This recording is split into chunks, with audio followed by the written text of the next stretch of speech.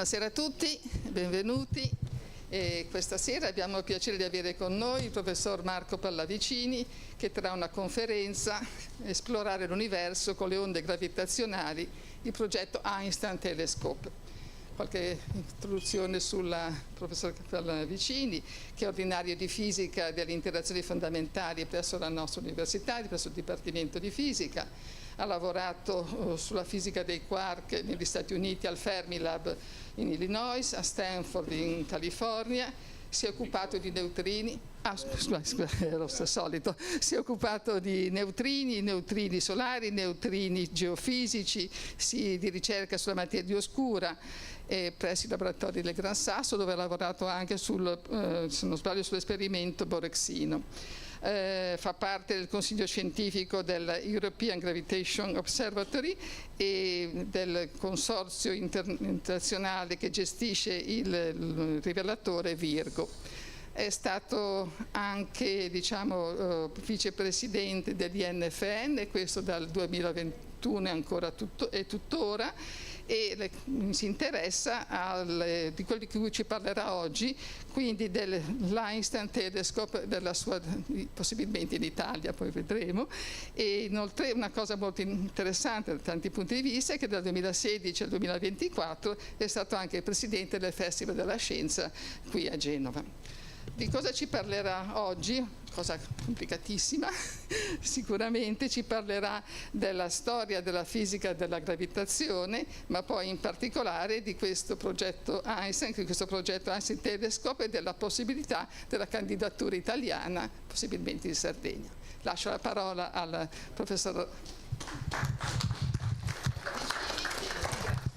Grazie agli organizzatori, a tutti voi. Mi metto un po' le mani avanti, il seminario sarà un po' più lungo del solito, in un'ora non ci sto perché l'argomento è grosso, però spero in un'ora e un quarto di cavarmela, perché ho diviso il seminario in 3 parti per dirvi un po' di cose di gravitazione, quindi richiamare per chi l'abbia mai visto, ma anche per cercare di dare gli elementi essenziali a chi magari non ha un background scientifico su che cosa è la gravità, su quello che sappiamo e soprattutto su quello che non sappiamo sulla gravitazione. Parlerò un po' di Italia e la scoperta delle onde gravitazionali, su cui l'Italia è stata protagonista, lo è ancora e speriamo che lo continui a essere, e poi queste 2 parti sono preparatorie alla terza, che è il più grande progetto scientifico che si è mai realizzato in Italia e che speriamo di riuscire a fare, che si chiama Einstein Telescope, che è il futuro di questo nuovo modo di guardare il mondo, che sono le onde gravitazionali di cui vi dirò. Quindi la prima parte è un po' richiami di gravità, per chi li ha mai visti, forse non richiami di relatività generale, perché questo è meno frequente, e che cos'è un'onda gravitazionale, che è l'argomento fondamentale della chiacchierata. Allora, intanto un fatto che credo sia noto a molti o a tutti: ci sono 4 forze fondamentali in natura conosciute. La gravità è un po' a parte, cioè le altre 3, che si chiamano normalmente forza elettromagnetica, forza nucleare debole, forza nucleare forte, appartengono al mondo microscopico, comunque appartengono al mondo degli atomi, dei nuclei, dei materiali noti. La gravità, per la quale in realtà abbiamo familiarità, perché ovviamente ci conviviamo e siamo abituati fin da bambini ad interagire con il fatto che le cose cadono, che esiste questa forza, però è anche un po' la meno conosciuta, la meno capita per varie ragioni, e soprattutto è molto diversa dalle altre 3. Le altre 3 appartengono a un quadro teorico abbastanza uniforme, abbastanza chiaro oggi. La gravità in quel quadro teorico non ci sta. Per dirla in un modo che avete senz'altro sentito, non esiste una teoria quantistica della gravità. La meccanica quantistica descrive la maggior parte dei fenomeni che conosciamo, ma non la gravitazione, e questo è un punto molto importante. Ha un'altra caratteristica, che è una forza di lungo raggio, non schermata, non schermabile, che quindi funziona su distanze molto grandi. La gravità governa l'universo, le altre 3 svolgono un ruolo, ma un ruolo indiretto. Chi governa l'evoluzione dell'universo è la gravitazione. Quindi è importante, e la prima comprensione della gravitazione viene da Galileo, che fa un'osservazione apparentemente triviale, in realtà non tanto triviale, e che comunque poi diventa il fondamento nelle mani di Einstein della nostra teoria attuale. Quello che capisce Galileo è che i corpi cadono tutti con la stessa massa, con la stessa velocità, con la stessa accelerazione. Questo è il filmato che, diciamo, io avevo 3 anni, ma forse qualcuno di voi l'ha visto in diretta, io l'ho visto solo dopo. La dimostrazione ovviamente è puramente filmica e per fare scena del martello e della piuma che cadono sulla Luna con la stessa velocità. Naturalmente questo fatto era già arcinoto prima, non serve andare sulla Luna, basta una camera a vuoto qualunque per fare l'esperimento, però diciamo un oggetto cade in modo indipendentemente dalla sua massa. Voi potete prendere una palla di 1 tonnellata o una piuma di 1 grammo, se le lasciate cadere in assenza di attrito, cadono esattamente nello stesso modo. Questa cosa è poco più di una curiosità per Galileo, non proprio, diciamo, ci ragiona, ci fa tante idee, ma ovviamente non fa il passo che poi farà Einstein 300 anni dopo, di cui vi dirò. Comunque la prima intuizione è che i corpi cadono tutti con la stessa accelerazione. Ora, questa cosa entra nella dinamica di Newton. Newton inventa quasi tutto, la legge della forza, inventa la legge della dinamica, quindi scrive che la forza è uguale alla massa per l'accelerazione, scrive una formula per la forza di gravità, che è quella che, per chi non legge il linguaggio matematico, dice la forza è proporzionale alle 2 masse, proporzionale all'inverso del quadrato della distanza, e poi c'è una costante universale che viene chiamata G, che si chiama costante di Newton, che è un numero molto misterioso perché è un numero piccolo, ma è lì, è un'osservazione quantitativa. Queste 2 leggi messe insieme danno la legge di Galileo, quindi in qualche modo la inserisce in un contesto teorico, ma fa l'assunzione che la massa, nel senso dell'inerzia, cioè la capacità della massa di opporsi all'accelerazione, se voi volete spingere una cosa dovete spingerla, altrimenti mantiene il suo stato di moto. La massa nel senso di capacità di attrarre gli altri corpi, che i fisici chiamano massa gravitazionale, sono la stessa cosa per Newton.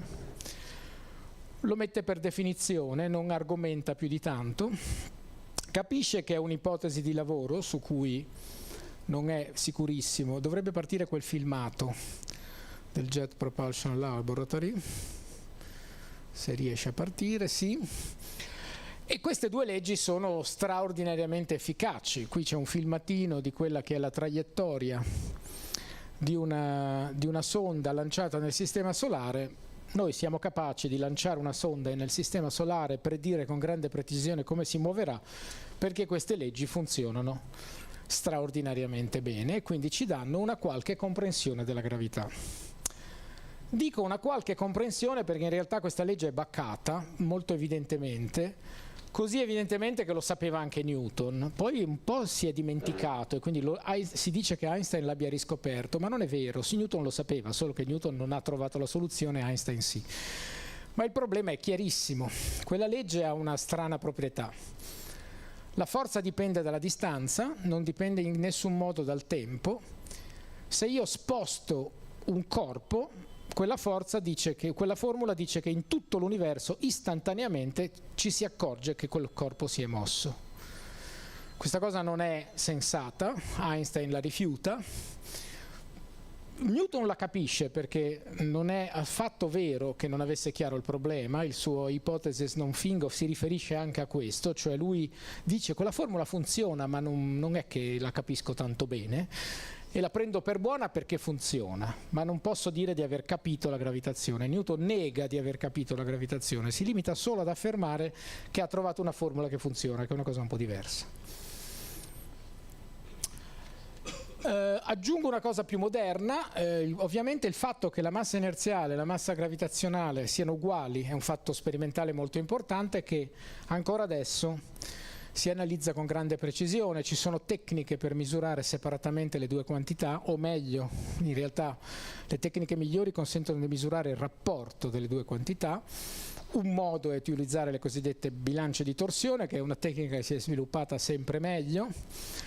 Le prime misure di grande precisione sono state fatte alla fine dell'Ottocento, ma poi sono state perfezionate. Vedete in quella tabella ci sono misure che si rifanno anche a tempi molto recenti e che arrivano a una parte su 10 alla 15, cioè una parte su 1 milione di miliardi. Quelle due quantità sono la stessa quantità.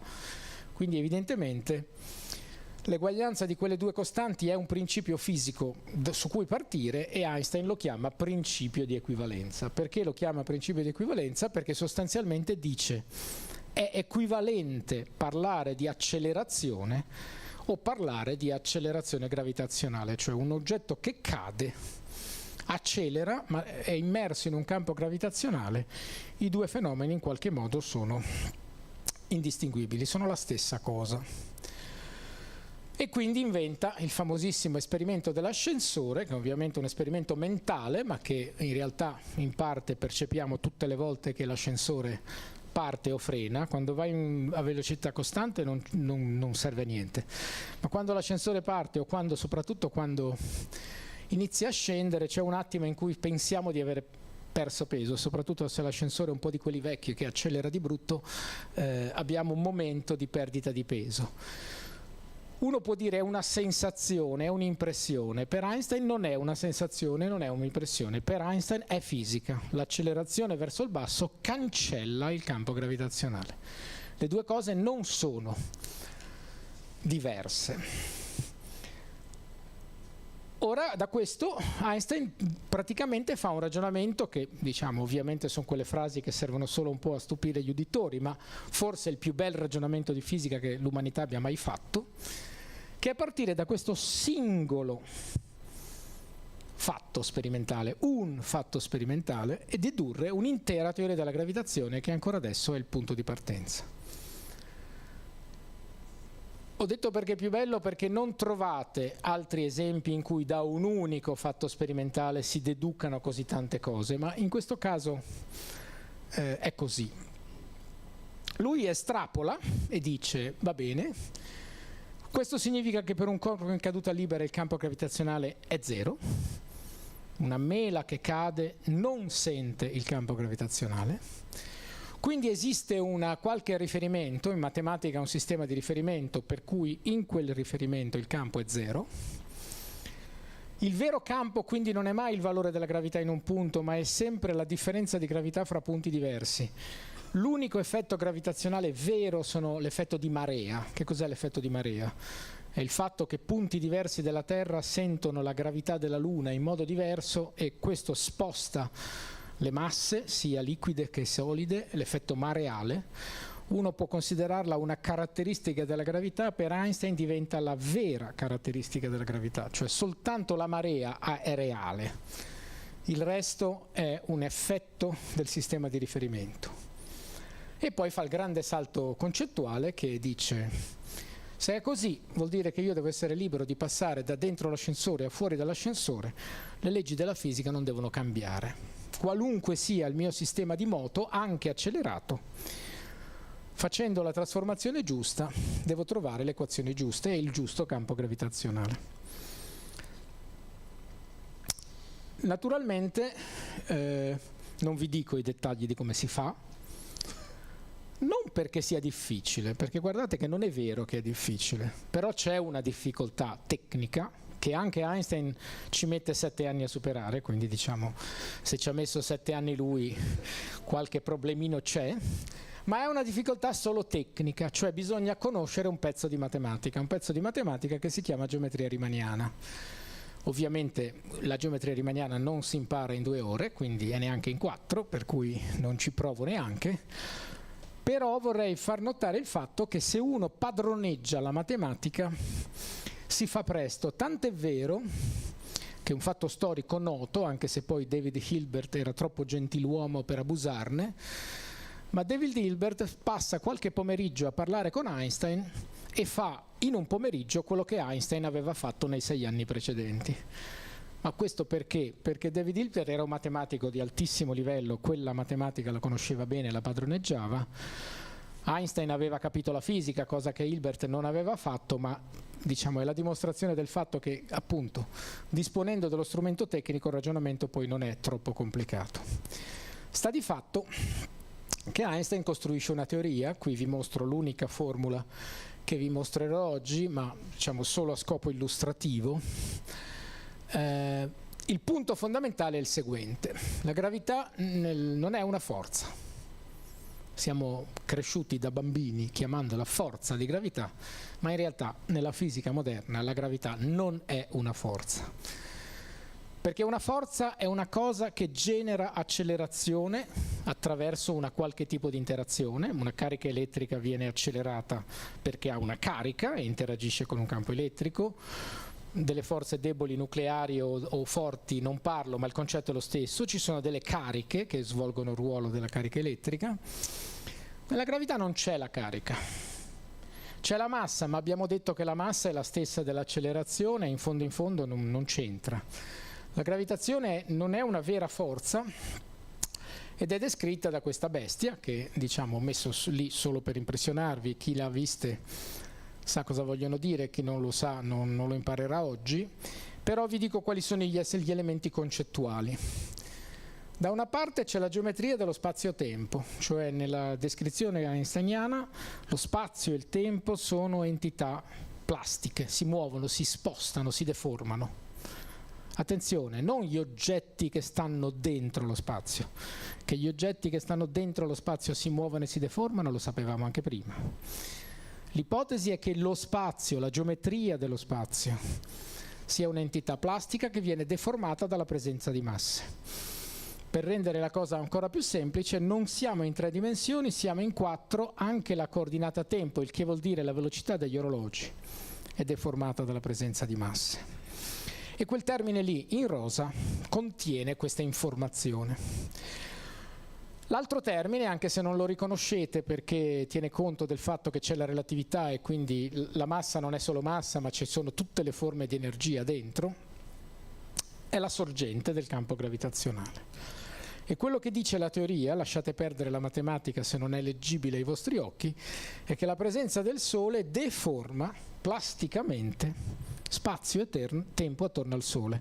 E la Terra che gira intorno al Sole non gira intorno al Sole perché è attratta dal Sole, il linguaggio a cui siamo ovviamente affezionati e lo continuiamo a usare, ma nel linguaggio relativistico non è corretto. Non c'è nessuna attrazione, c'è il fatto che il Sole deforma lo spazio-tempo, un binario storto, il treno segue il binario storto, ma chi guida un treno non ce l'ha il volante. Può sembrare una cretinata, ma non è una cretinata. Il treno non ha il volante, perché il treno non decide dove deve andare, è il binario che decide dove va il treno, non il treno. La Terra attorno al Sole non decide dove deve andare, è la deformazione dello spazio-tempo attorno al Sole che controlla l'orbita. E questo è il grande salto concettuale. C'è un terzo termine più moderno, a cui forse è associata la cosiddetta energia oscura, che cito solo per agganciarvi a una parola che forse avete sentito, ma non ne parlo oggi. Il messaggio è che anche se quell'equazione è illeggibile, è più complicata di come vi sembra, nel senso che quelle sono veramente cattive. Sono 10 equazioni, sono 10 funzioni incognite con 10 equazioni differenziali non lineari intricatissime una con l'altra. Quindi la teoria che produce Einstein è di un'eleganza straordinaria dal punto di vista del ragionamento concettuale, ma è una teoria molto complessa dal punto di vista matematico che ancora oggi ha molti misteri perché non sono ancora state esplorate tutte le soluzioni e tutte le proprietà di queste equazioni, malgrado diciamo, ci siano 100 anni di lavoro dietro. La geometria dello spazio-tempo significa tante cose, rilevanti dal punto di vista anche filosofico, per esempio il fatto che lo spazio e il tempo non soddisfano le leggi della geometria euclidea che ognuno di noi, di voi, ha studiato a scuola. La geometria euclidea è una geometria perfettamente valida su piccole distanze, su piccoli intervalli di tempo e che ovviamente è stata inventata per descrivere appunto quelle situazioni. A lungo si è ritenuto che fosse l'unica geometria possibile, cioè che fosse la geometria. Questa cosa già a inizio 800, seconda metà dell'800 si è capito che non era vero, ci sono altre geometrie possibili che sono state sviluppate da Gauss, da Lobachevsky, da Riemann stesso, inizialmente abbastanza ignorati perché diciamo si occupavano una cosa che palesemente non sarebbe mai servita a nulla, invece la storia ha detto altrimenti, quelle geometrie non euclidee si sono rivelate essenziali per descrivere la geometria dello spazio e del tempo, che non solo può essere sferica, cioè la geometria, l'equivalente quattrodimensionale di una superficie sferica, oppure l'equivalente quattrodimensionale di una sella che nel punto di sella ha una curvatura negativa. Ma lo spazio-tempo di Einstein è ancora peggio. In ogni singolo punto la curvatura può essere 0, positiva o negativa, cioè varia da posto a posto perché lo spazio si deforma e la superficie può assumere le geometrie più complicate. Sembrava tutta teoria, nel senso deteriore del termine, ma no, perché poco dopo, in realtà la storia in questo caso è stata gentile con Einstein. La teoria esce nel 1916, troverete anche 15 perché lui invia l'articolo nel dicembre del 15 e viene pubblicato nel gennaio del 16, quindi a seconda di se decidete di usare come data di spedizione o data di pubblicazione l'anno cambia. 3 anni dopo, nel 19, c'è un'eclisse di sole e Arthur Eddington decide di andare a verificare se una delle previsioni della teoria, la prima, cioè che la luce viene deflessa dal campo gravitazionale, sia vera oppure no. È interessantissimo perché la luce non ha massa. La luce non ha massa. Quindi la teoria della forza attrattiva non starebbe in piedi con la luce. Einstein però dice, guardate che se lo spazio-tempo curva, la luce deve curvare come il treno, il percorso curvato, e quindi anche la luce deve curvare esattamente come le altre masse. E in effetti una eclisse è un buon modo per verificarlo, perché siamo fortunati, la dimensione apparente della Luna è poco più grande della dimensione apparente del Sole, quindi durante un'eclissi totale di Luna il Sole viene completamente coperto ma non troppo, per cui le stelle vicine sono visibili. Cosa vuol dire stella vicina? Vuol dire vicina dal punto di vista angolare, il che vuol dire che la luce lambisce il Sole, quindi è nella situazione della geometria in alto a destra, e quindi se il Sole effettivamente deflette la luce io devo vedere la stella un po' spostata perché la luce non è andata dritta, è stata deviata secondo quelle curve rosse che vedete lassù, e quindi devo vedere sostanzialmente, confrontando la posizione di quella stella vista in quel momento lì e 6 mesi dopo, quando il Sole è dall'altra parte, quindi l'eclisse non rompe, posso guardare se il Sole effettivamente ha deviato la luce. La risposta è sì. Eddington diventa una star, ma fa diventare anche Einstein una star, un buon lavoro di squadra. Una nota, non raramente, anche in libri di fisica c'è scritto che la misura di Eddington era pezzottata, che non è possibile, che avrebbe potuto misurare. Non è vero, è un falso storico, vi consiglio quel libro che è bellissimo, No Shadow of a Doubt, sta a significare nessuna ombra di dubbio, fa riferimento alla ricostruzione storica dei dati originali di Eddington, e dimostra che la precisione di allora, facendo le cose per bene, era perfettamente adeguata a rivelare l'effetto. Una nota su cui vado veloce: possiamo pensare che la relatività generale sia soltanto una roba da fisici un po' matti o al più da cosmologi? No, la usate tutti i giorni con uno strumento che avete in tasca che si chiama telefonino, nel quale c'è il GPS. Il GPS localizza la posizione di tutti noi attraverso misure di tempo di volo satellitare. Beh, anche qui c'è un piccolo aneddoto storico. Nei primissimi anni 70, quando il sistema GPS viene mandato in orbita, alcuni militari decidono che questa roba qui non è possibile che sia vera e quindi ignorano gli effetti relativistici. Si accorgeranno amaramente che buttano via tempo e denaro, perché invece, se uno fa i calcoli, scopre che i satelliti si muovono e quindi ci sono degli effetti di relatività ristretta, cioè gli orologi vanno più piano a causa della velocità, ma vedete la terza riga, relatività di generale, i satelliti stanno a un'altitudine di 20.000 km, cioè circa 3 volte il raggio terrestre. 3 volte il raggio terrestre vuol dire che il potenziale gravitazionale è un terzo al quadrato, quindi un nono, quindi il campo gravitazionale che sentono i satelliti è circa 9 volte più piccolo del campo gravitazionale a terra. Se guardate il potenziale è un terzo. Ebbene, fate i calcoli e scoprite che questo introduce un effetto di distorsione della velocità dell'orologio dovuta alla curvatura del campo gravitazionale di 45 milionesimi di secondo al giorno. Potete pensare che 45 milionesimi di secondo sono pochi, ma la luce va veloce, 45 milionesimi di secondo sono decine di chilometri. Quindi se ignorate gli effetti di relatività generale, il GPS invece di dirvi che siete a Genova vi dice che siete ad Arenzano, quindi diciamo non funzionerebbe affatto. Chiaramente, come tutte le cose, una volta capite diventano banali, bisogna correggere. Gli orologi a terra sono calibrati a 10,53 MHz di velocità, gli orologi in volo sono pezzottati apposta per andare a 10,2299, quel numero lì molto preciso, che corregge tutti gli effetti di quella tabella, per cui a quel punto l'orologio a terra e l'orologio in volo sono sincronizzati nel modo giusto, ma se non lo fate non funziona niente.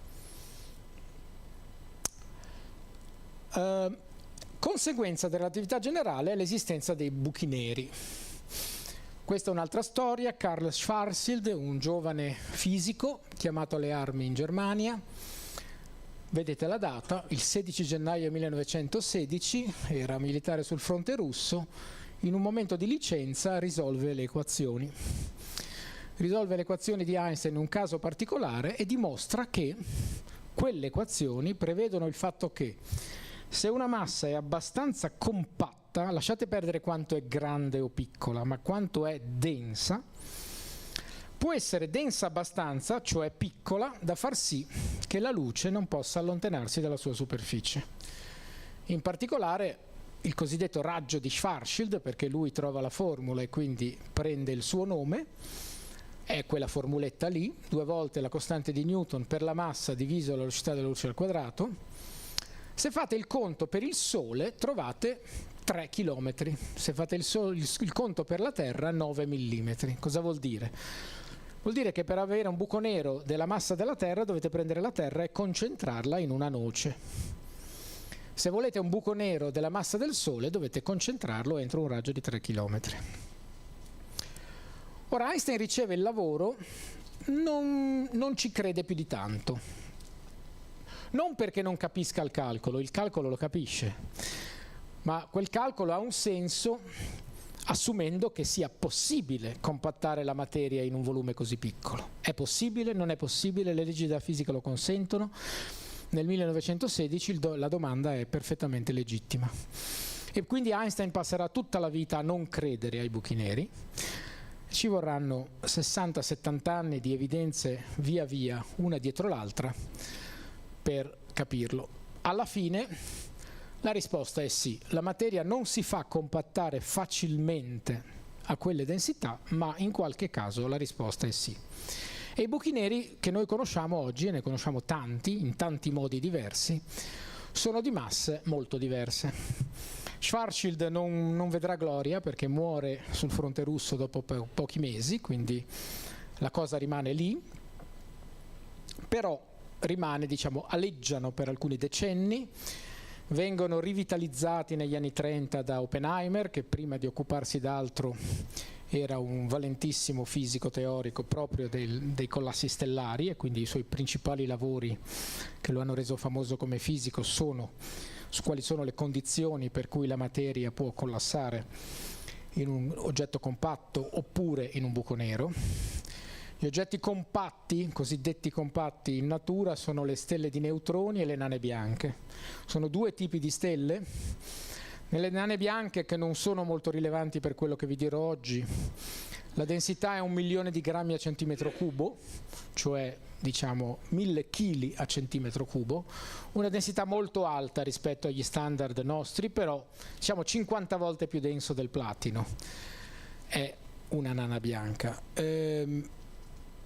No, 50.000 volte più denso del platino. Ma la stella di neutroni è un altro fattore, 1 miliardo sopra. La stella di neutroni è un oggetto per cui un centimetro cubo pesa 1 milione di miliardi di grammi, o se preferite 1000 miliardi di chili. Può la natura produrre questi oggetti? La risposta è assolutamente sì. Lo può fare la gravità. I collassi stellari di oggetti sufficientemente massicci possono compattare a queste densità o andare anche oltre, e andando a oltre generano i buchi neri. Quindi tutti i buchi neri di cui per ora abbiamo conoscenza sono prodotti o dal collasso di stelle massicce o dall'urto di buchi neri già esistenti. Si chiamano buchi neri a partire dai valori di Wheeler, dai lavori di Wheeler, che era noto per essere un po' volgare, e in inglese black hole vuol dire quello che pensate, quindi diciamo lo fa apposta per essere un po' volgarotto, però poi il nome è rimasto, perfino nel mondo britannico il nome è rimasto. Dei buchi neri sappiamo già da tempo, prima delle onde gravitazionali, perché ci sono varie evidenze indirette. Una di queste è il filmato che adesso non parte, ma il collega può farmi partire il filmato. C'è un problema di PowerPoint, ma adesso lo vediamo. Questo è un filmato che è una delle ragioni per cui ci sono stati dei premi Nobel recenti sulla dinamica stellare. Queste sono osservazioni a infrarosso del centro della nostra galassia su una scala di circa 10 anni. E ora in questa versione del filmato non c'è la scala, ma dovete vedere che grosso modo la dimensione di quella zona che vedete con quelle stelle che si muovono è alcuni anni luce.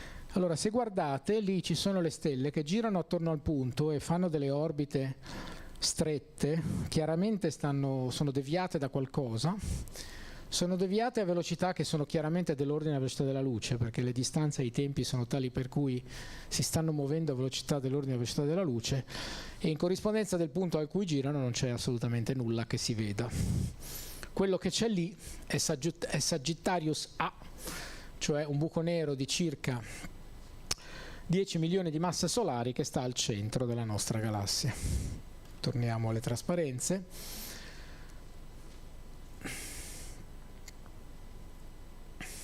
Prossima. No, faccio io. No? Ok. Ok. Allora, i buchi neri esistevano, che dire delle onde gravitazionali? Subito dopo la pubblicazione della teoria, dopo pochi mesi, Einstein pubblica quello che con grande,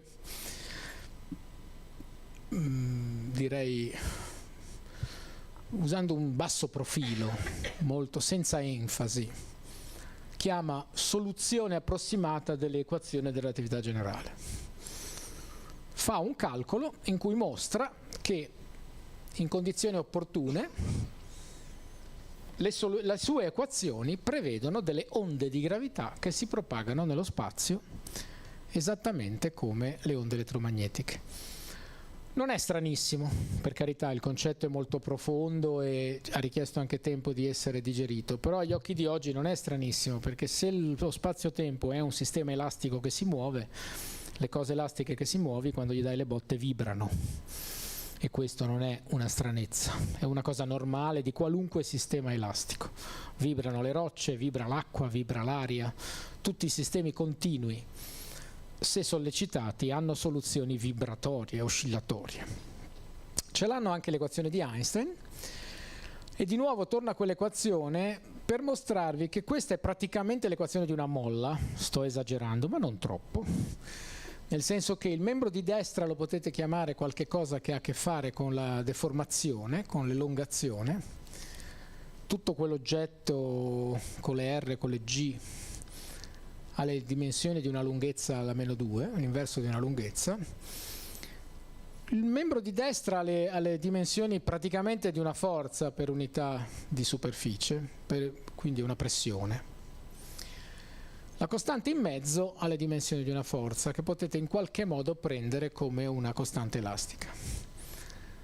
Quel numero, vedete, è straordinariamente piccolo, quindi lo spazio-tempo ha una costante elastica che è l'inverso di quella quantità, perché quelli sono Newton alla -1, quindi la costante elastica è il contrario, e quindi è un numero 10 alla 43. Cosa vuol dire questo? Vuol dire che sì, lo spazio-tempo è elastico, ma è rigidino. Per muoverlo bisogna dargli una botta pazzesca. La costante elastica 10 alla 43 potete immaginare cosa vuol dire. Chiaro, da un punto di vista di applicazione di laboratorio significa infinitamente rigido. Ma se il martello pesa 10 masse solari e si muove alla velocità della luce, è rigido ma vibra lo stesso. E quindi quello che si deduce è lo spazio-tempo è deformabile, è straordinariamente rigido, ma se la natura mi offre un martello abbastanza poderoso, vibra e le vibrazioni si propagano nello spazio. Le onde gravitazionali sono soluzioni ondulatorie dell'equazione di Einstein, analoga alle onde elettromagnetiche, del tutto analoghe, con alcune piccole differenze, ma fondamentalmente sono le stesse. Le onde elettromagnetiche si propagano nel vuoto, le onde gravitazionali si propagano nel vuoto. Ci sono piccole differenze, ma non essenziali. L'unica che mi interessa sottolineare, senza entrare nei dettagli, è che le onde elettromagnetiche sono trasversali, cioè il campo oscilla o così o così. Le onde gravitazionali sono tensoriali, una parola che non vi dice niente, ma significa che oscilla in entrambe le direzioni in controfase, cioè mentre una direzione si dilata, l'altra si restringe. È l'unica cosa che mi interessa che vi rimanga, perché la rivelazione si basa su questo. Lo vedete qua, un'onda gravitazionale muove i punti in questo modo, cioè li muove sia nella direzione trasversale X sia nella direzione trasversale Z in controfase, mentre uno si allunga l'altro si accorcia. Non potete allungare una sola direzione o solo l'altra, come accade nel caso elettromagnetico, che potete avere il campo elettrico solo così o solo così. No, l'onda gravitazionale li vuole tutti e due sempre. Questa è l'unica differenza. L'altra differenza è che ovviamente questa immagine è immensamente amplificata. Adesso poi vi darò i numeri, ma sì, i punti si muovono, ma si muovono in un modo talmente minuto che per andare ad accorgersi che si sono mossi servono strumenti fantasticamente sensibili.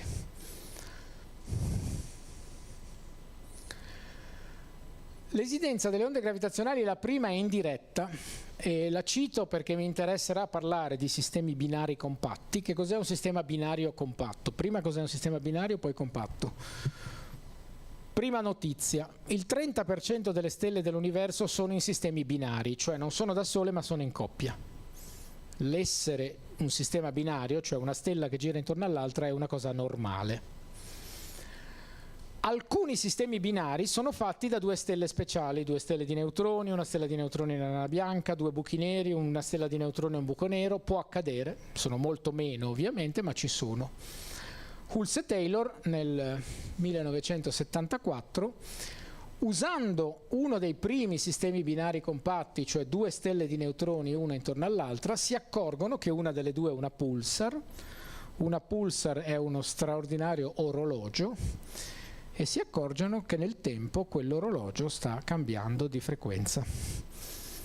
Fanno i calcoli, analizzano le orbite, fanno un grande lavoro che qui è riassunto, ma su cui diciamo non è il caso di andare troppo nei dettagli, ma dimostrano la curva e la teoria, i punti sono l'esperimento, l'osservazione di Hulse e Taylor si protrae per 40 anni, chiaramente c'è uno straordinario accordo fra il calcolo e i punti che dicono che effettivamente quelle due stelle di neutroni stanno cadendo una dentro l'altra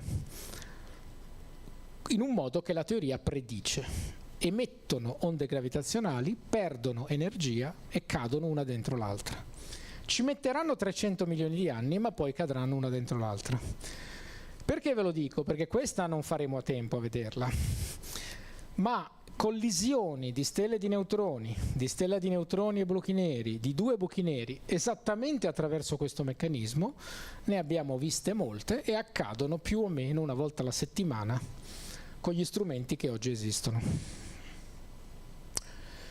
Allora, come si rivela un'onda gravitazionale? In linea di principio è una cosa banale. Prendo 3 punti, misuro 2 distanze e se vedo che quelle 2 distanze cambiano è passata un'onda gravitazionale. Molto facile da dirsi. C'è solo un piccolissimo punto. Di quanto si spostano quei 2 punti? Questo è un disegnino che vi lascio andare, che dice concettualmente come funziona Virgo, come funzionano gli strumenti oggi esistenti per le onde gravitazionali. Sono specchi, se lo fa ripartire, può farlo riandare?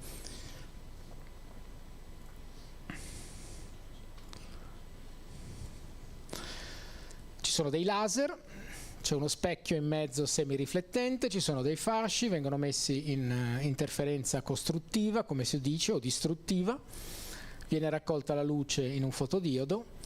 Quando passa l'onda gravitazionale, adesso lo vedete, sposta gli specchi, tac, e quindi vuol dire che il segnale sul fotodiodo passa da essere completamente nero a diventare un segnale di interferenza vero e proprio, un interferometro. Chi di voi ha fatto attività di laboratorio, gli interferometri si usano per fare tante cose, stanno su un banco. Questo è lungo 3 km, ma è un interferometro.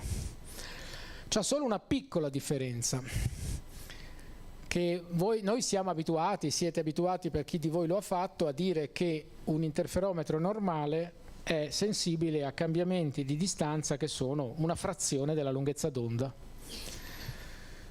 Questo interferometro usa lunghezza d'onda da fondamentalmente 1 micron ed è sensibile a 10 alla meno 18 metri. Cioè è sensibile a una variazione della distanza fra gli specchi che è 1 miliardesimo della lunghezza d'onda e che corrisponde a circa 1 millesimo del diametro di un nucleo atomico. Allora qui saltano 2 cose. La prima è come mai è possibile ottenere una sensibilità del genere, e questo diciamo richiede laser di grande potenza, laser super stabili, una serie di specchi fantastici, tutta una serie di cose tecnologiche. Ma poi richiede anche un'altra cosa che è poi collegata alle cose che vi dovrò dire per Einstein Telescope. Secondo me sto andando pianissimo, ma vado. Quegli specchi sarà meglio che stiano straordinariamente fermi, perché altrimenti non vedo niente. Quegli specchi devono stare fermi, in un senso un po' tecnico che sto barando, devono stare fermi a 10 alla meno 18 metri, non è vero, devono stare fermi a 10 alla meno 18 metri nella banda di frequenza di interesse del segnale. Questo è un linguaggio tecnico, ma non voglio dire cose sbagliate. Non è vero che stanno fermi a 10 alla meno 18 metri, ma è come se lo fossero per quello che riguarda la rivelazione del segnale. E però bisogna farlo. Come si fa? Beh, intanto appunto questi sono i numeri che vi ho detto, e questo è di nuovo il concetto.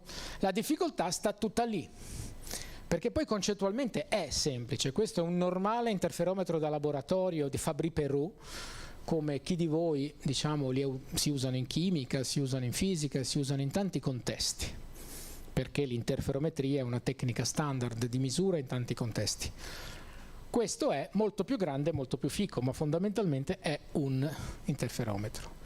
Tutto sta in quella incredibile numero, perché poi, usando anche il fatto che il fascio è moltiplicato per 1000, cioè c'è un fattore di moltiplicazione dovuto all'intensità del laser, la sensibilità che si raggiunge è 10 alla meno 21. In realtà lo strumento di quest'anno, questo numero era il numero del 2015, oggi sia 10 alla meno 22 e T vorrà andare a 10 alla meno 23, 10 alla meno 24. Bene, fine della parte difficile. Adesso giochiamo in discesa, perché parliamo del progetto italiano e del futuro di Einstein Telescope, ma diciamo mi sembrava indispensabile chiarire cos'è un'onda gravitazionale e un po' come la si rileva.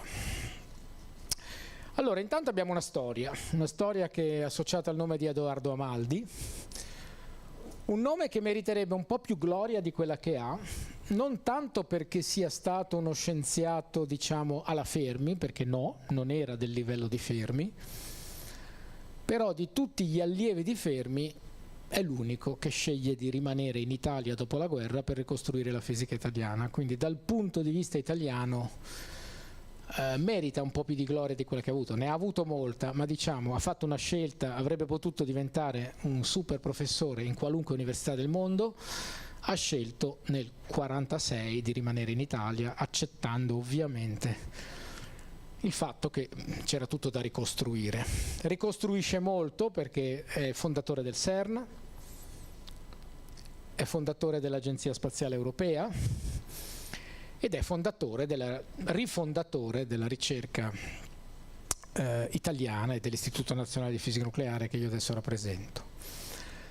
Nel 70, quindi molto dopo, decide che le onde gravitazionali sono di grande interesse e avvia una serie di attività con degli strumenti che non hanno mai dato risultati perché non avevano la sensibilità, ma era un inizio, perché il problema di rivelare le onde gravitazionali è straordinariamente complesso, come immaginate, ci sono voluti 50 anni, però queste attività di Amaldi sono quelle che creano la comunità. Noi abbiamo una comunità di onde gravitazionali che ormai ha come attori i nipoti di Amaldi, neanche i figli, sono già la terza generazione di scienziati che lavorano nelle onde gravitazionali d'Italia. Abbiamo una tradizione molto solida.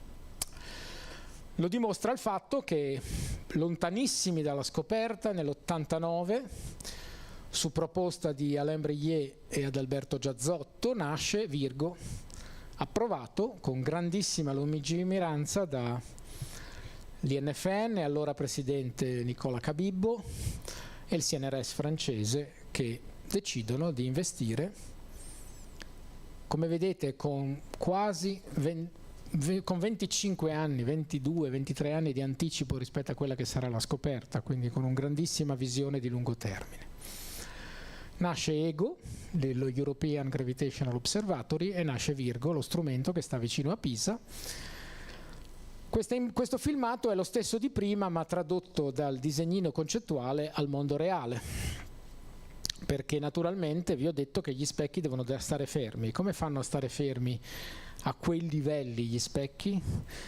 Chi di voi capisce di sismologia e di geologia sa che il terreno è sempre in movimento. Diciamo, la televisione parla di terremoti come degli eventi, ma i terremoti sono una cosa che accade a ogni secondo e ovunque. Ovviamente normalmente molto piccoli, ma facilissimi da rivelare con la strumentazione. Quindi se voi avete un accelerometro di discreta qualità, non vi serve neanche una roba troppo figa, avete che il terreno è continuamente in vibrazione.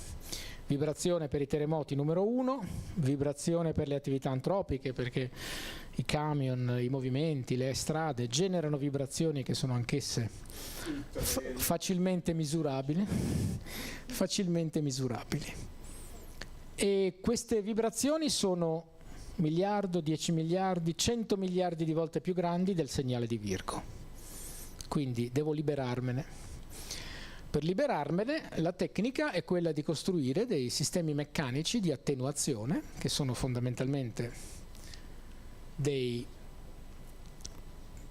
ammortizzatori. Un ammortizzatore da automobile forse attenua, adesso non lo so il numero, ma diciamo che abbatte le vibrazioni forse di un fattore 100, se è buono, probabilmente fa un po' peggio di così.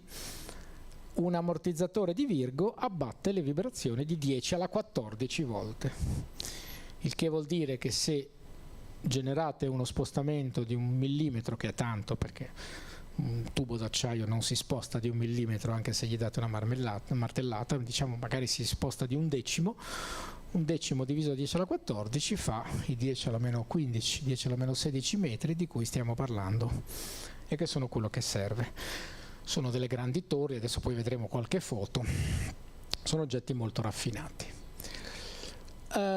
Prima di dirvi come funziona e di come vorremmo fare Einstein Telescope, 2 parole sulla scienza che si è fatta con le onde gravitazionali. Intanto una notizia: Al mondo ci sono 3 strumenti che sono in grado di captare onde gravitazionali, 1 in Italia, 2 sono negli Stati Uniti.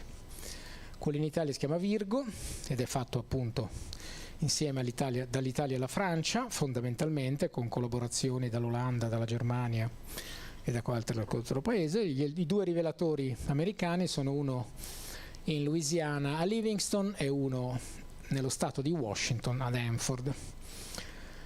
Hanno scoperto le onde gravitazionali nel 2016, hanno scoperto collisioni di buchi neri e stelle di neutroni. Ad oggi 90 collisioni confermate, in realtà queste sono quelle pubblicate, quindi è il numero pubblico che vi posso quotare. Vi posso dire che nei dati attuali del run che è in corso da circa un anno ce ne sono altre 100 di candidati che saranno pubblicati a breve. Quindi oggi siamo capaci di osservare l'universo con le onde gravitazionali, e volevo dire 2 parole su cosa ci abbiamo imparato che prima non sapevamo. Intanto abbiamo imparato che coppie di buchi neri, coppie di stelle di neutroni e, in casi meno frequenti, coppie di buchi neri con stella di neutroni sono comunque un fenomeno relativamente abbondante nell'universo. In realtà le coppie dei buchi neri sono enormemente più abbondanti di quello che ci si aspettava, soprattutto coppie di buchi neri pesanti. Nessuno si aspettava che ci fossero, sono un'evidenza sperimentale che si può vedere solo con le onde gravitazionali. Questo in un'ora e un po' non posso toccare tutti gli aspetti, ma abbiamo veramente un nuovo occhio per vedere il mondo, perché 2 buchi neri che girano in una galassia a 500 milioni di anni luce e che si cozzano, non ho altro modo di vedere, cioè sono un pezzo della realtà fisica che non posso vedere se non attraverso le onde gravitazionali. Non emettono luce, non emettono neutrini, non emettono particelle, non emettono niente, tranne onde gravitazionali. Per cui è veramente un'altra finestra sul mondo che si è aperta 10 anni fa e che naturalmente dobbiamo imparare a sfruttare. Le stelle di neutroni emettono anche luce e adesso vedremo cosa vuol dire, cosa si impara dal vedere una cosa tutta insieme, e diciamo per i chimici c'ho una interessante novità, probabilmente già nota, ma che è proprio un grosso passo avanti grazie alle onde gravitazionali. Intanto la depopolazione. Questo è un grafico delle coppie di buchi neri osservati e ci sono tutti questi buchi neri da 20, 30, 50, 100 masse solari che erano completamente inattesi, cioè ci sono delle cose sulla evoluzione stellare che non sapevamo e che dovremo capire. Le onde gravitazionali ci dicono che ci sono, ma non ci dicono da dove vengono, quindi ci danno un'informazione di partenza, ma c'è tutto un lavoro che dovrà essere fatto e per farlo bisogna osservarne molto di più, bisognerà avere uno strumento come Einstein Telescope che invece di un evento di questo tipo alla settimana ne vedrà uno ogni 10 minuti, perché questo vorrà dire cambiare completamente la statistica delle osservazioni, l'analisi delle popolazioni, vedere se questi buchi neri sono in funzione della distanza sono gli stessi, il che vuol dire se la produzione di questi buchi neri nell'arco della storia dell'universo è cambiata, è rimasta la stessa. Insomma, sono tutte analisi che si potranno fare solo con gli strumenti di nuova generazione. Ma l'altro evento fantastico è questo, 17 agosto 2017, viene visto un segnale di onde gravitazionali, che è quella striscia, e poi dopo circa 10 secondi un segnale di fotoni gamma rivelato dal satellite Fermi. In questo caso quindi una emissione sia di onda gravitazionale sia di fotoni. Con le onde gravitazionali viene localizzato dove è l'evento, perché soltanto con quello si sarebbe potuto fare, e rapidamente nei giorni e nelle settimane e nei mesi successivi viene visto questo. Adesso qui il bastone mi serve perché in ottico viene vista questa immagine, in raggi X viene vista, qual è questa? In radio viene visto questo, adesso non ho scritto, sì, questo è ottico, questi sono raggi X e queste sono frequenze radio diverse. Cosa vuol dire? Questa analisi viene fatta, diciamo, per circa 2 mesi, tutti i telescopi del mondo guardano quel punto lì. Era interessante perché noi sapevamo dell'annuncio e su YouTube cominciavano a girare dei commenti e sui social come mai i telescopi stanno tutti guardando dalla stessa parte. La notizia non era ancora pubblica e che cosa si è visto? Che era stato dato l'allerta e ovviamente c'è un sistema per cui tutti i telescopi del mondo sono connessi a una rete di comunicazione che ormai, se volete, potete ricevere le allerte perché si può scaricare un'app sul cellulare e riceverle. E che cosa era stato visto? Beh, era stata vista la collisione di 2 stelle di neutroni, non di 2 buchi neri. Qual è la differenza? Che le stelle di neutroni non sono buchi neri, sono materia, e quando cozzano fanno quello che fa normalmente la materia, emettono radiazione di ogni tipo. Non c'è niente che impedisca di mandarla perché non sono buchi neri. Che cosa avviene? 2 stelle di neutroni sono sostanzialmente degli agglomerati di ferro, 56, con una montagna di neutroni, perché l'elemento nucleare più legato è il ferro 56, quindi quando una stella muore diventa un agglomerato fondamentalmente di ferro con un sacco di neutroni, un po' di altri nuclei, ma fondamentalmente sono ferro e neutroni. Nel cozzare formano tutta una serie di reazioni nucleari per cui riformano tutti gli elementi della tabella. E quello che si è capito da quell'evento è che la tabella che, diciamo, i chimici conoscono bene ha un'origine molto variegata dal punto di vista astrofisico. Alcune cose erano già ben note, cioè che l'idrogeno e l'elio vengono dal Big Bang. Quelli azzurri fondamentalmente vengono dalla normale esplosione di supernove di vari tipi, ma l'azzurro intenso e l'azzurrino, quindi grosso modo fino al rubidio, ce la fanno le stelle. Poi non ce la fanno più perché sono troppi neutroni, perché come vi ho detto la fisica nucleare si ferma al ferro 56, cioè si fermerebbe al ferro, più non fate con la fusione nucleare. Se ci buttate dentro un po' di neutroni durante l'esplosione riuscite ancora a fare un po', quindi andate dal ferro 26 al rubidio 37, ma poi non ce la fate più.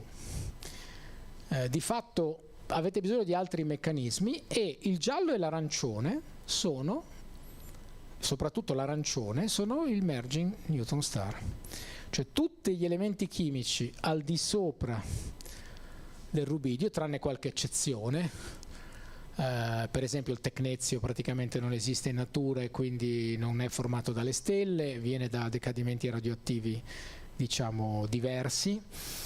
Il giallo sono piccole masse ma fanno piccole quantità di alcuni degli elementi pesanti, ma il grosso, tutti i lantanidi e tutti gli elementi pesanti, in particolare c'è stata fatta molta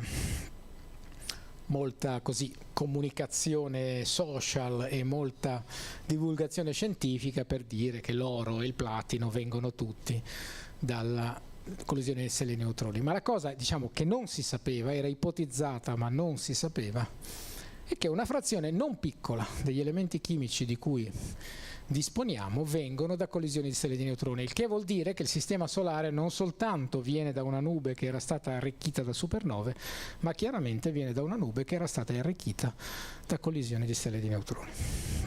E questo fatto era assolutamente non conosciuto o era un po' ipotizzato, cioè c'erano dei lavori teorici che lo immaginavano, ma la prova provata è venuta. Fra l'altro non posso entrarci dentro, ma il risultato di questa tabella è un'analisi meravigliosa perché nell'arco di 6 mesi si vedono tutti gli elementi chimici con la loro vita media formarsi e poi decadere e scomparire, cioè l'analisi spettrale in funzione del tempo della zona della collisione ha portato una quantità di informazioni fantasmagorica che non sarebbe stata possibile senza le onde gravitazionali, perché le collisioni di stelle di neutroni avvengono sempre, non era una novità, ma non c'è modo di localizzarle e quindi uno non le vede, non sa dove sono, vede che c'è stato il lampo gamma ma non sa da dove arriva.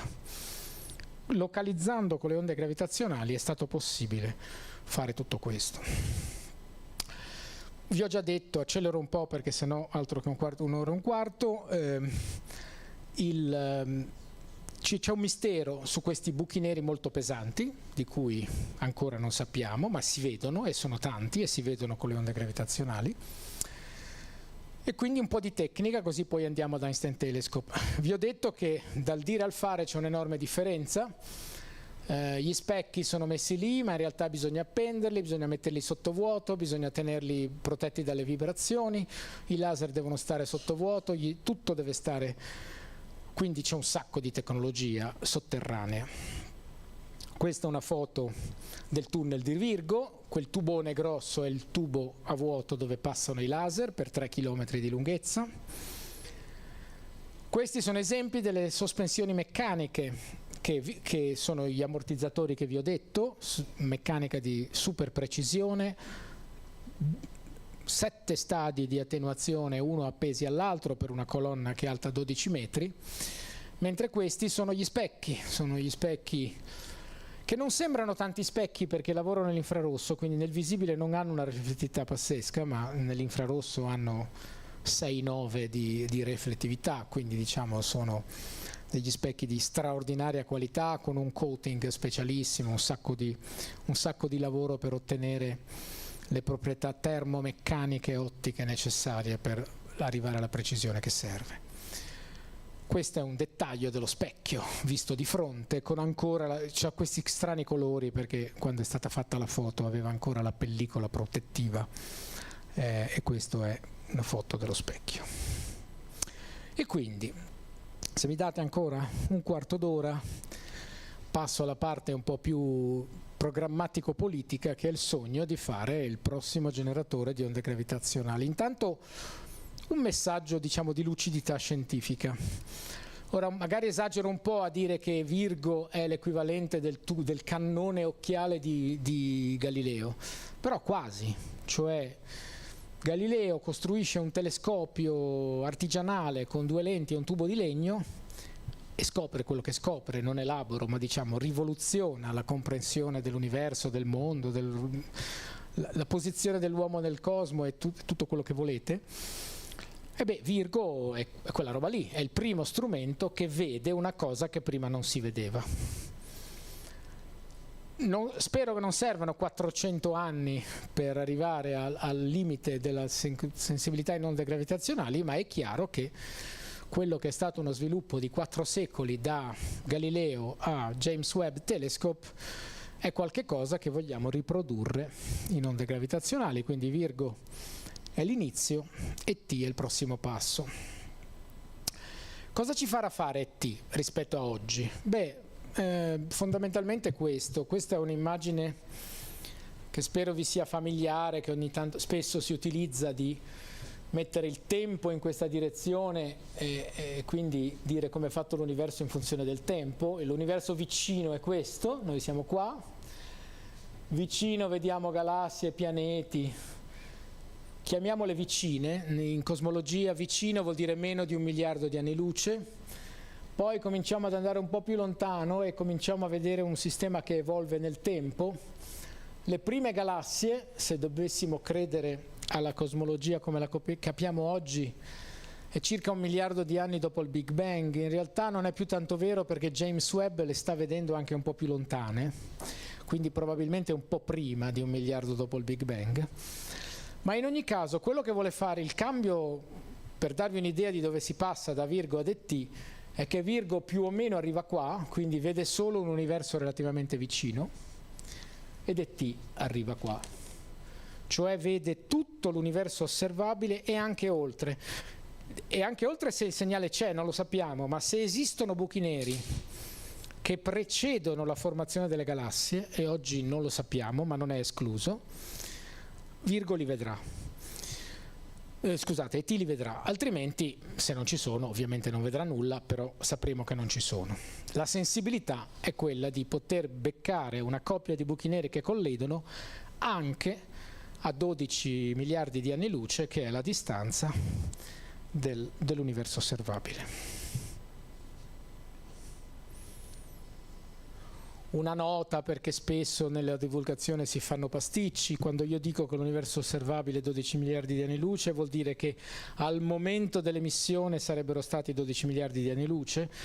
l'universo si espande, per cui quello che era a 12 miliardi di anni luce oggi è a 90 miliardi di anni luce, ma questo è un effetto dell'espansione e della finitezza della velocità della luce, ma normalmente si parla di distanza al momento dell'emissione.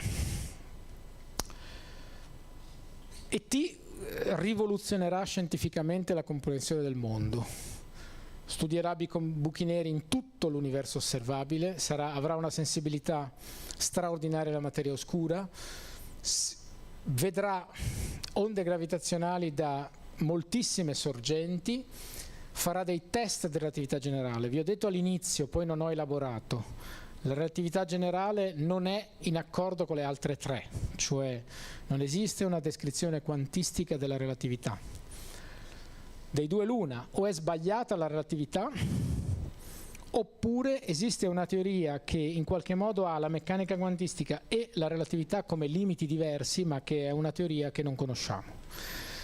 Sta di fatto che ci si aspetta che prima o poi qualche deviazione della relatività generale si debba osservare, e quindi andare a cercare queste deviazioni è chiaramente fondamentale. Fatevi dire che la cosa più importante di tutte è l'ultima, perché questa è una nuova finestra dell'universo.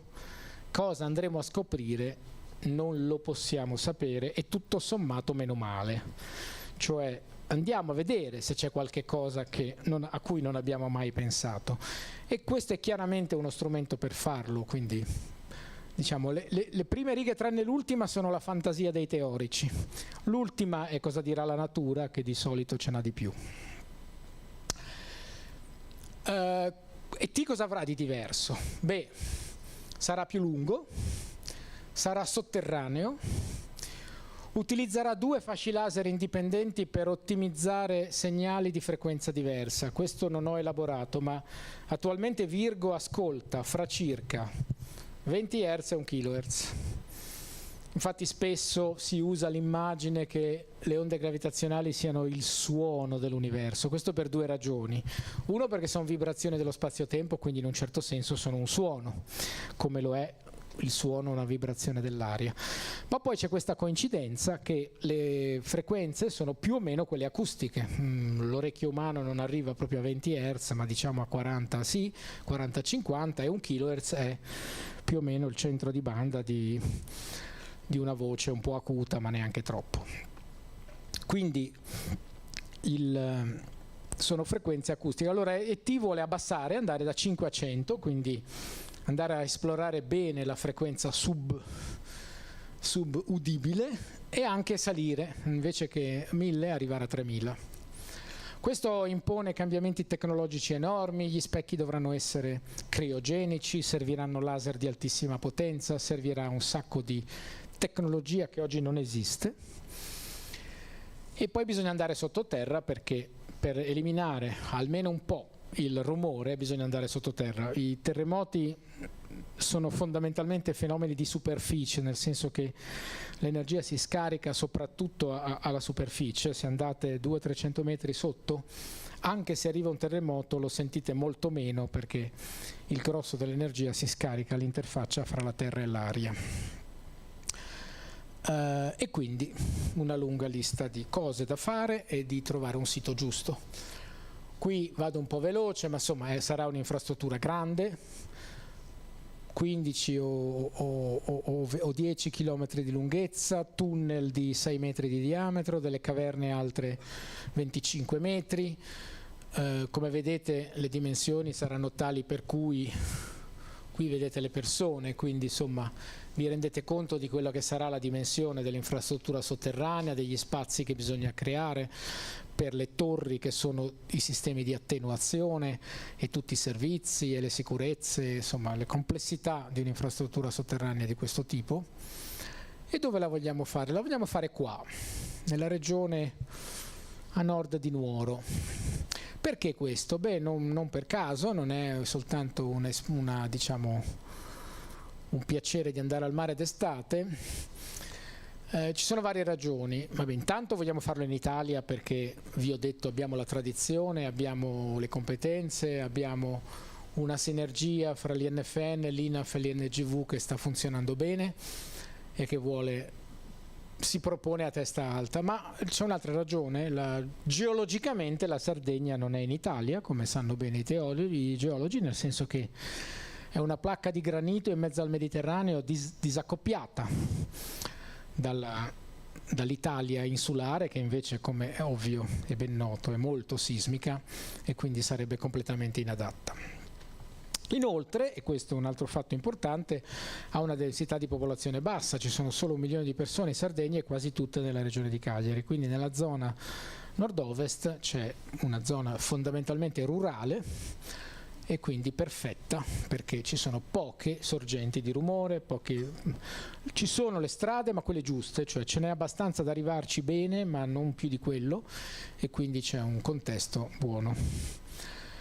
Queste sono 2 mappe che dimostrano questo. La sismicità dell'Italia è a sinistra e vedete che ovviamente nella zona insulare non siamo messi per niente molto bene, ma la zona invece, la Sardegna, è completamente bianca, non ha praticamente nessuna attività sismica rilevante. Inoltre la densità di popolazione, sono i colori, vedete che appunto mentre Cagliari è una zona a densità di popolazione normale per gli standard italiani, a nord invece è nettamente sotto. Non siamo soli, ci sono 3 siti candidati, uno in Olanda, uno in Italia, e recentemente si è aggiunta la Sassonia, vicino al confine con la Polonia, che diciamo ci portano a una competizione europea che dobbiamo vincere. Ora, un po' di parole, sono vicino alla fine, ma volevo darvi un'idea della dimensione del progetto e del perché lo facciamo. Grosso modo ET costerà, diciamo, 2 miliardi. Non è vero, costerà un po' di più, ma non posso dirlo perché per adesso questo è il numero ufficiale, poi quello vero lo tiriamo fuori alla fine di quest'anno. Sarà probabilmente più vicino a 3 che a 2, ma diciamo per adesso stiamo ai numeri ufficiali. Questo vi dà la scala, circa la metà è l'ingegneria civile, quindi lo scavo. Costosissimo il sistema di vuoto, ET sarà il più grande volume di vuoto mai realizzato, perché sono 60 km di tubo del diametro di 1 metro che deve stare in ultra alto vuoto. Non è mai stato fatto niente di simile. La cosa più vicina che c'è è il tubo del CERN, che è lungo uguale ma è grande così, non è 1 metro di diametro, quindi il volume è fattore 100 più piccolo. Poi c'è criogenesia, c'è meccanica, c'è ottica e laser, alla fine sono 2 miliardi. Stiamo lavorando in Italia con strutture in tutto il territorio, abbiamo vinto un progetto PNRR da 50 milioni con il quale stiamo rinforzando tutte le infrastrutture dell'INFN e stiamo facendo uno studio di fattibilità in Sardegna. Un sacco di tecnologia, un sacco di sviluppo per la filiera industriale, non entro adesso troppo nei dettagli perché sennò faccio veramente troppo tardi, però è un'opportunità unica, insomma, abbiamo uno studio che dice che genererà più dell'1% di crescita di PIL, creerà occupazione qualificata in una zona dove se non fai il pastore non devi andare via, non è una battuta, ma lì non c'è niente, quindi diciamo è un'opportunità straordinaria su cui vogliamo investire. Sarà uno sviluppo tecnologico straordinario per tutti gli aspetti industriali, quindi anche se la scienza è scienza di base, con applicazioni dirette quasi inesistenti, perché se voi mi chiedete cosa servono le onde gravitazionali, a niente, soltanto a capire il mondo, però la tecnologia è fantastica e svilupperà straordinariamente tutto. Questa è l'organizzazione europea che vi potete tenere sulle trasparenze se vi interessa. Questo è ancora una trasparenza sul fatto che la geometria potrebbe essere diversa, non abbiamo ancora deciso. Una parola per chi è interessato alla geofisica. L'INGV, che è l'Istituto Nazionale di Geofisica e Vulcanologia, ha proposto di fare insieme ad ET quello che loro chiamano l'Earth Telescope, Perché questo? Perché quella zona è così poco sismica che è straordinariamente adeguata a studiare le onde sismiche, quelle che passano attraverso il pianeta. È stato fatto un accordo con la Nuova Zelanda e nel sito di ET sorgerà un centro di geofisica del pianeta dedicato allo studio delle onde sismiche che proprio attraversano il nucleo, e quindi verrà fatto uno sforzo congiunto ad Einstein Telescope per lo studio del pianeta profondo, che è una bella aggiunta dal punto di vista scientifico. Abbiamo già portato la rete a 1 terabit attraverso un altro progetto PNRR, quindi stiamo preparando la candidatura, stiamo costruendo un laboratorio, ve lo lascio, ma è un filmato del laboratorio che vogliamo stare già realizzando, e i lavori sono di fatto cominciati adesso e creeranno un primo nucleo su cui far nascere ET in Sardegna. Sapete, o se vi è sfuggito ve lo ricordo, c'è un fortissimo impegno politico. Questa è una conferenza stampa del Presidente del Consiglio con 4 ministri, la Regione Sardegna, il Nobel Parisi, che si è impegnata a mettere 1,3 miliardi. L'Italia ha un budget di 1,3 miliardi se verrà selezionata la Sardegna come sito. Questa è la parte mediatica che è seguita alla conferenza stampa. Questi sono gli investimenti fatti e quello che si pensa di fare, quindi accelero un po', ma vi rimane anche questa come dato a disposizione sulle trasparenze. Anche questo ritorno economico, abbiamo uno studio fatto dallo studio Einaudi che dice che i 2 miliardi di investimento avranno un ritorno di più di 6 miliardi di valore economico indiretto causato dall'attività e dal fattore moltiplicativo, e genereranno un PIL di più di 2 miliardi, quindi non voglio dire che l'Italia non ci mette niente, ma se ci mette 1,3 miliardi genera un PIL di 2 miliardi e mezzo. Questa è la comunità italiana, grande e in crescita, e quindi vi lascio le conclusioni perché sicuramente è tardi, ma spero di avervi convinto che non è un'impresa qualunque. È un tentativo molto grande di portare quella che sarebbe la più grossa infrastruttura di ricerca europea dei prossimi anni in Italia, e ci lavoriamo, e se sono rose fioriranno. Grazie.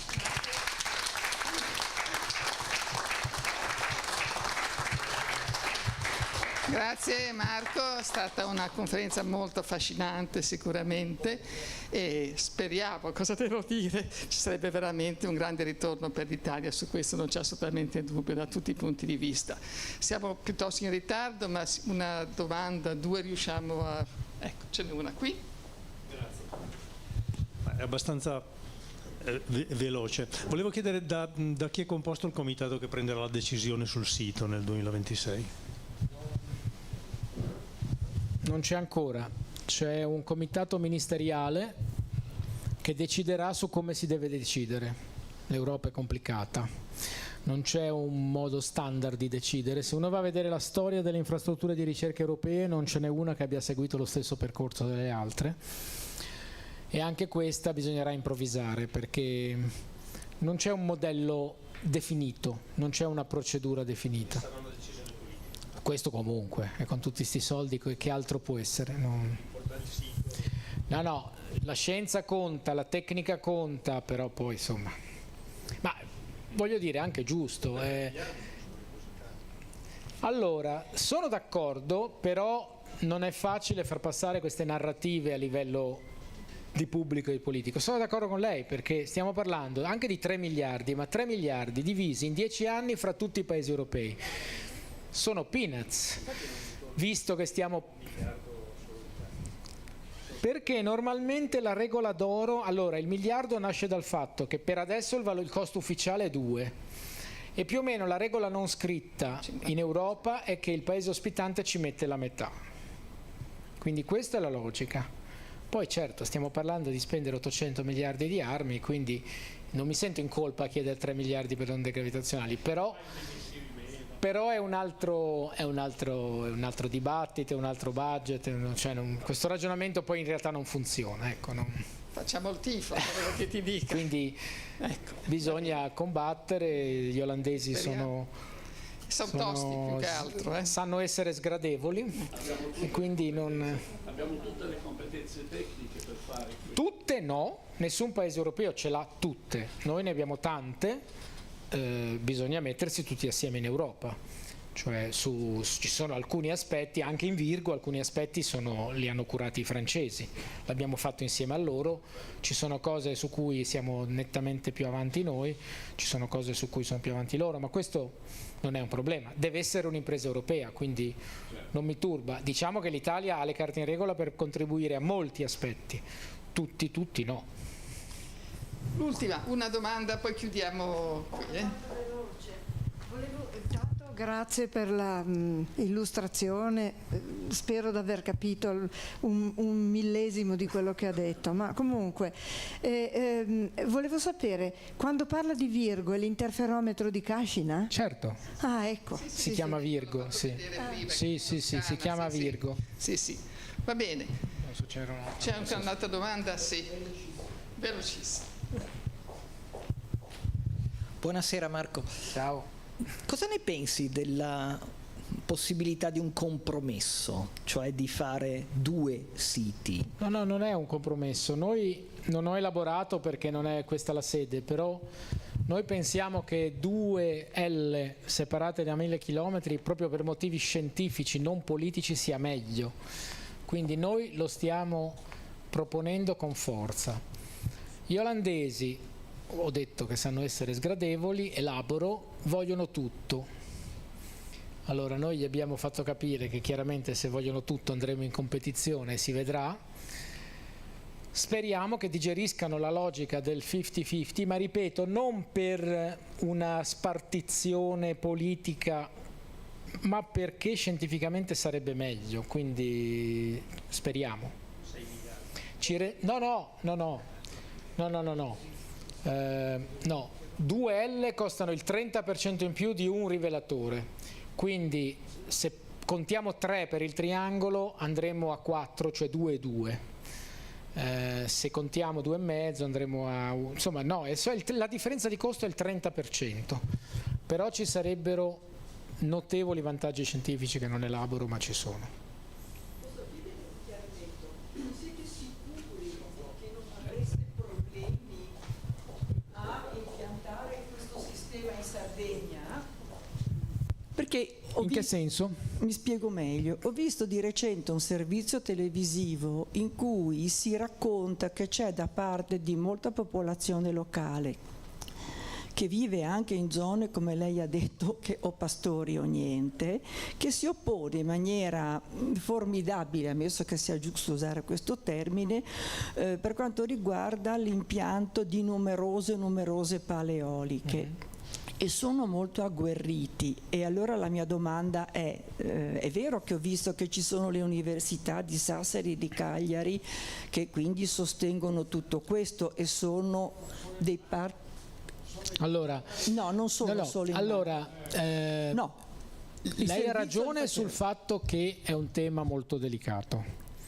Noi adesso siamo abbastanza tranquilli, nel senso che io vado in Sardegna spesso, abbiamo rapporti diretti con tutti i sindaci della zona e per adesso il progetto ET è bene accolto. Ci sono 2 elementi che lo rendono fra virgolette meno critico, ma lei ha ragione, il tema è delicatissimo e dovremo starci attentissimi e dovremo spendere molte energie a spiegare bene. Però ET ha un vantaggio: prima di tutto è sotterraneo, l'impatto sul territorio è nullo. In più, quella è una zona mineraria, sono tutti ex minatori. Lì la mineraria, no, Lula, Bitti, Sossenatos. Sì, Barbagia pura, però adesso diciamo non ci sono, l'anonima sarda non c'è più. E la zona è con una cultura mineraria antica, perché molte delle persone sono ex minatori o hanno un minatore in famiglia, quindi per loro il fatto di scavare sotto è una cosa normale. Sono contrari alle pale eoliche, ma perché? perché le pale eoliche impattano sul territorio. Poi io non entro nel merito se sia giusto o sbagliato, però lì c'è un impatto. Infatti quelle offshore sono un po' più tollerate e infatti secondo me chi vuole fare le pale eoliche dovrebbe puntare su quelle, perché se le fai a 20 km dalla costa non si vedono, non le vede nessuno e non hai grossi problemi. Quelle a terra le dico che è stata fatta una legge apposta per noi, perché nella zona di ET è vietata la costruzione di pale eoliche proprio per preservare la qualità del sito. E quindi cos'è successo? Una cosa che non mi fa piacere ma inevitabile, che abbiamo gli anti-pale eoliche che sono tifosi nostri, perché così possono dire che non bisogna farle perché bisogna fare ET, che ovviamente fa un po' ridere perché manco sanno cos'è ET, ma diventiamo utili a contrastare le pale eoliche. Queste sono dinamiche politiche ovviamente con cui bisogna convivere. Comunque ha ragione, bisognerà fare molta attenzione a mantenere un rapporto col territorio molto forte. Devo dire, e questo finora lo stanno capendo, che se non colgono l'occasione sono matti, perché l'opportunità di sviluppo economico lì è irripetibile. E devo dire che, guardi, che proprio i sindaci pastori l'hanno capito subito. Gente che c'ha la terza elementare che ha capito tutto. No, ma per dire che hanno capito bene, perché hanno immediatamente colto l'opportunità che c'è e che quindi speriamo ovviamente. Un altro elemento è che questo impianto non ha alcuna connotazione, chiedo scusa, di improprietà militare. No, assolutamente, assolutamente. No, guardi. No.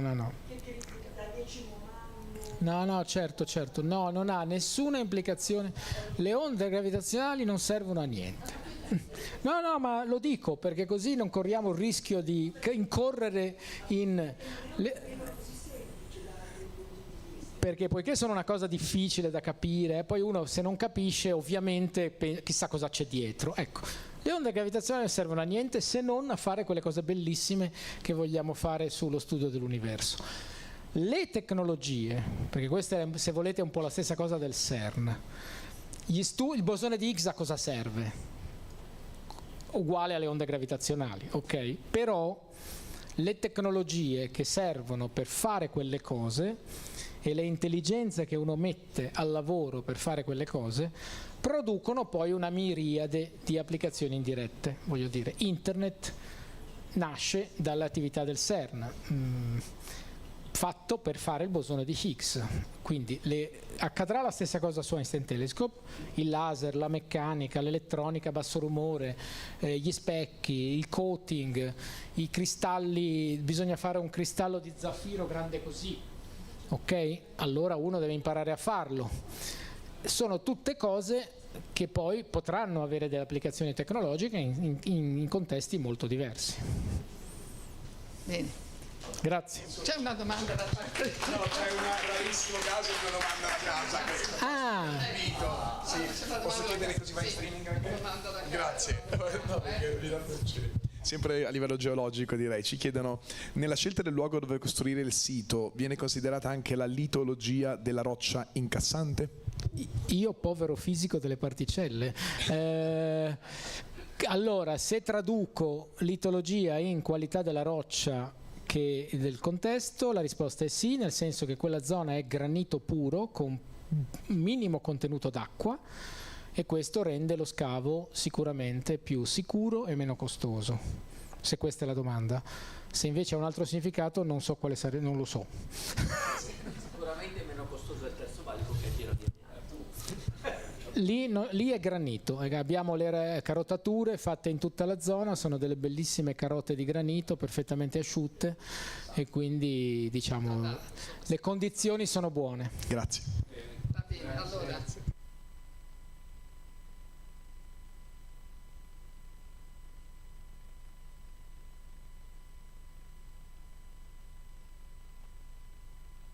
Sì, vorranno magari fra un anno o due, chissà, vedere un po' come procede e le ricadute che potranno esserci, sicuramente interessantissime. Grazie ancora, arrivederci. Vi dico solo una cosa, che la